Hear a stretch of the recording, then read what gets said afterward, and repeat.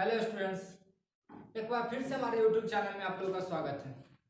आज हम लोग आप लोगों के बीच लेके आए हैं टेंस। टेंस क्या है, इसके कितने प्रकार होते हैं, प्रकार के नाम क्या क्या है, ये सारे चीज हम लोग आज के वीडियो में डिस्कस करने वाले हैं। तो चलिए बिना देर किए हम लोग आज का वीडियो शुरू करते हैं। सबसे पहले देखते हैं हम लोग क्या टेंस। टेंस क्या है? टेंस को हम लोग क्या कहते हैं हिंदी में? काल। काल को ही हम लोग क्या कहते हैं? समय। देखिए टेंस का हिंदी नाम क्या है? काल। और काल को ही हम लोग क्या कहते हैं? समय। ताकि हम लोग टेंस कहते किसको हैं? सबसे पहला सवाल टेंस देखने के लिए कि व्हाट इज टेंस। तो टेंस क्या है? तो देखिए किसी भी वाक्य में किए गए कार्य के समय और उसकी अवस्था को व्यक्त करता है, उसे क्या कहते हैं? टेंस। यानी कि किसी भी वाक्य में किए गए कार्य के समय और उसकी अवस्था को व्यक्त करता है, वह क्या कहलाता है? समय। देखिए एग्जांपल के तौर पर समझिए, एकदम आसान से समझ में आएगा। जैसे क्या है, क्या कहा है? किसी भी वाक्य में जैसे हम ले लेते हैं क्या है कि राम आम खाता है। क्या? राम आम खाता है। ले लिए राम आम खाता है। वाक्य क्या है? राम आम खाता है। कहा गया है कि किसी भी वाक्य में, तो हम ले लिए क्या है? यह एक वाक्य है। अब कहता क्या है? किसी भी वाक्य में किए गए कार्य के समय और उसकी अवस्था को क्या कहते हैं? टेंस। यानी कि यह टेंस है। यह क्या कहता है कि यह वाक्य है, वाक्य में जो काम हो रहा है वह आखिर किस समय में हो रहा है, उसकी अवस्था क्या है, यही क्या कहलाती है? टेंस। देखिए राम क्या है? राम आम खाता है। यह सेंटेंस हमको क्या दिखता है कि अभी जो यह काम हो रहा है कब किस समय हो रहा है? तो वह राम आम अभी खा ही रहा है। यानी कि यह काम कहाँ हो रहा है? वर्तमान में। यह काम कहाँ हो रहा है? वर्तमान में। तो यह बताता है, यह वाक्य में क्या बताता है कि यह जो काम है यह कहाँ हो रहा है? वर्तमान में हो रहा है। ऐसा ही कुछ होगा जैसे कहेगा हम लोग कल अखबार पढ़ चुके थे। यह भी एक वाक्य है। इसमें क्या बता रहा है कि हम लोग कब पढ़ चुके थे? तो पिछले दिन। तो जो काम आज से पहले होगा वह कौन सा काल होगा? भूतकाल। यानी कि वह उसकी स्थिति यानी अवस्था बता रही है इस वाक्य में कि वह काम कब हुआ है? तो कुछ समय पहले हुआ है। यानी कि वह किस समय में हुआ है? भूतकाल में हुआ है। और कोई वाक्य ले लेते हैं जैसे मोहन कल आएगा, यानी कि वह अभी आया नहीं है। यह स्थिति क्या बता रही है कि वह कल आएगी। यह वाक्य क्या बता रही है कि यह काम कब होगी? तो भविष्य में होगी। तो कोई भी वाक्य की स्थिति और अवस्था बतलाती है, यानी काम किस समय में हो रहा है उसकी अवस्था बताती है, उसे हम क्या कहते हैं? टेंस कहते हैं। टेंस क्लियर है? चलिए टेंस के हम लोग प्रकार देखते हैं। टेंस कितने प्रकार के हो जाएंगे? मेनली टेंस कितने भागों में बांटे गए हैं? 3 प्रकार के बांटे गए। हम लोग अभी देखे हैं भूतकाल, भविष्यकाल, वर्तमान काल। टेंस कितने भागों में बांटा गया है? 3 प्रकार में। जैसे देखिए बांटा क्या गया है? वर्तमान काल, भूतकाल, भविष्यकाल। वर्तमान काल को इंग्लिश में कहते हैं प्रेजेंट टेंस, भूतकाल को पास्ट टेंस, भविष्यकाल को फ्यूचर टेंस। देखिए टेंस के कितने प्रकार हो गए? 3। कौन कौन? Present, past, future. आसानी से याद रहेंगे। टेंस किसको कहते हुआ देख लिए। टेंस के कितने प्रकार हो गए? तो 3 प्रकार हो गए। कौन कौन से हो गए? तो प्रेजेंट, पास्ट, फ्यूचर। यहां तक में कोई दिक्कत? नो दिक्कत। चलिए अब देखते हैं कि यह प्रेजेंट टेंस कितने प्रकार के होते हैं। तो जितने भी टेंस है वह प्रेजेंट, पास्ट, फ्यूचर, यह सारे 4 भागों में सेपरेट होते हैं। क्या भाग में बटे होते हैं? 4 भाग में। इनके चारों का क्या क्या नाम है से देखते हैं। सबसे पहले प्रेजेंट इंडेफिनिट टेंस। कौन सा टेंस? Present indefinite tense. दूसरे वाला का क्या नाम है? Present imperfect tense. Third present perfect tense. Fourth present perfect continuous tense. Present, past, future, यह तीनों 4 भाग में बटे होते हैं।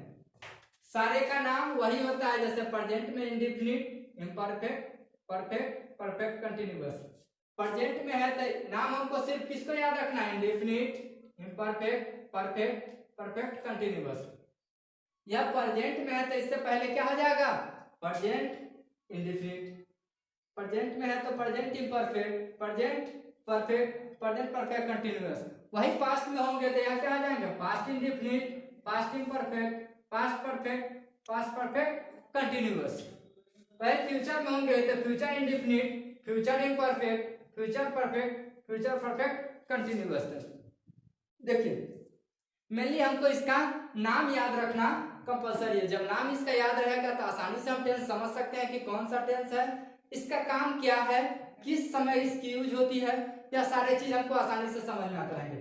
देखिए अभी तक में नाम आपको याद हुआ होगा तो ठीक है, नहीं याद हुआ होगा तो एकदम आसान सा खेल खेल में हम लोग नाम याद करने की कोशिश करते हैं।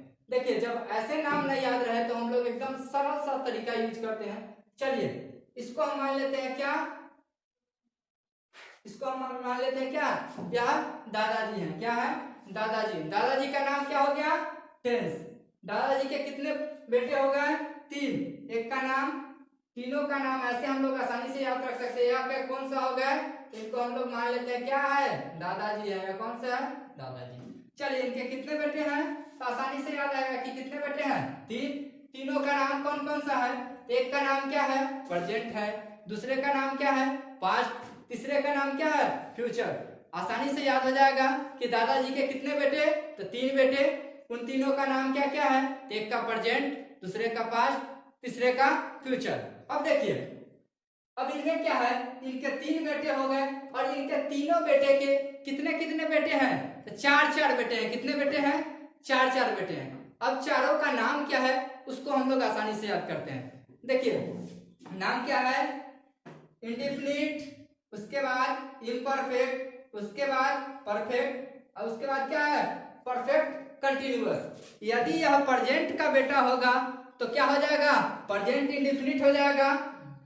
उसके बाद क्या हो जाएगा, प्रेजेंट इम्परफेक्ट हो जाएगा, प्रेजेंट परफेक्ट कंटिन्यूअस हो जाएगा, प्रेजेंट परफेक्ट हो जाएगा, सॉरी प्रेजेंट परफेक्ट हो जाएगा। उसके बाद क्या हो जाएगा, प्रेजेंट परफेक्ट कंटिन्यूअस। यदि प्रेजेंट का नहीं है, पास्ट का है तो क्या हो जाएगा, past indefinite, past imperfect, past perfect, past perfect continuous. अब आगे देखते हैं, वह फ्यूचर वाले का अगर बेटा हो तो क्या हो जाएगा, future indefinite, future imperfect, future perfect, future perfect continuous. यानी टोटल मिला के कितने टेंस हो गए, तो 12। कितना हो गया, 12। यह सारे 12 का हम आसानी से नाम याद रख सकते हैं। सिंपल शॉर्टकट देख लीजिए, इनको क्या मानेंगे टेंस को, दादाजी। दादाजी के कितने बेटे, 3 और इन तीनों बेटे के कितने कितने बेटे, यानी 4 बेटे। यानी टोटल दादाजी को कितने पोते हो गए, 12। हम लोग आसानी से सारे का नाम आसानी से इस तरीके से याद रख सकते हैं। इतना तक में किसी को कोई दिक्कत नहीं होना चाहिए। चलिए हम लोग इस सारे को आसानी से अब समझते हैं। प्रेजेंट पास्ट फ्यूचर से हम क्या समझते हैं, और प्रेजेंट पास्ट फ्यूचर सब देख लेते हैं। उसके बाद हम देखेंगे, आज केवल और केवल सिर्फ देखेंगे प्रेजेंट इंडेफिनिट टेंस के बारे में। उसके बाद अगले वीडियो आएंगे तो आपको पूरा प्रेजेंट जो 3 को बच जाएंगे वह चलेंगे। उसके बाद आगे की क्लास चलते रहेंगे। चलिए आज हम लोग सबसे पहले प्रेजेंट पास्ट फ्यूचर आखिर है क्या क्या देखते हैं। तो देखिए प्रेजेंट क्या है, तो प्रेजेंट बताता है कि कोई भी काम, जो काम अभी अभी अभी हुआ है वह क्या कहलाएगा, प्रेजेंट कहलाएगा। किसी भी वाक्य में जो काम, कोई भी वाक्य होगा तो कोई ना कोई काम होगा ही होगा। जैसे राम आम खाता है वाक्य है तो वहां क्या हो रहा है, काम, खाने का काम हो रहा है। वैसे कहता मोहन किताब पढ़ता है तो वहां भी कोई ना कोई काम होगा। क्या कर रहा है भाई आदमी, तो किताब पढ़ रहा है। तो किसी भी सेंटेंस में कोई ना कोई वर्क होगा ही होगा। तब हमको देखना क्या है कि वर्क आखिर हो किस समय में रहा है। देखिए तो जो अभी हो रहा है वह कौन सा कहलाएगा, टेंस प्रेजेंट कहलाएगा, यानी कि वर्तमान कहलाएगा।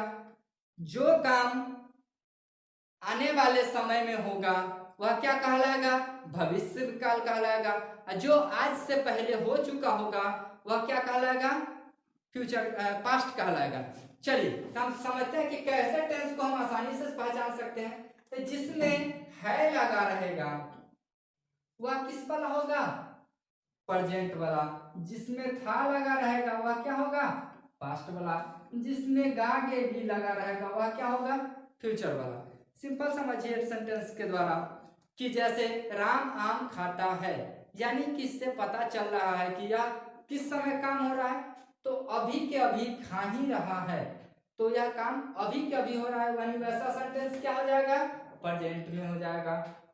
वही कह रहा था राम आम खा चुका था, चाहे सीता पढ़ चुकी थी, यानी कि वह काम कब हो चुका था, हमारे पहुंचने से पहले, यानी कि अभी जो है प्रेजेंट जो समय चला इससे पहले हो चुका था, वह किस टेंस में आएगा, पास्ट में आएगा। जो काम आने वाले समय में होगा, जैसे रोहन कल आएगा, यानी कि वह अभी आया नहीं है, कब आएगा, तो आने वाले कल में आएगा, यानी यह सेंटेंस किस क्या दर्शा रही है कि यह भविष्य में कोई काम होगा, यानी वह क्या हो जाएगा, फ्यूचर। यहाँ तक में कोई दिक्कत नहीं।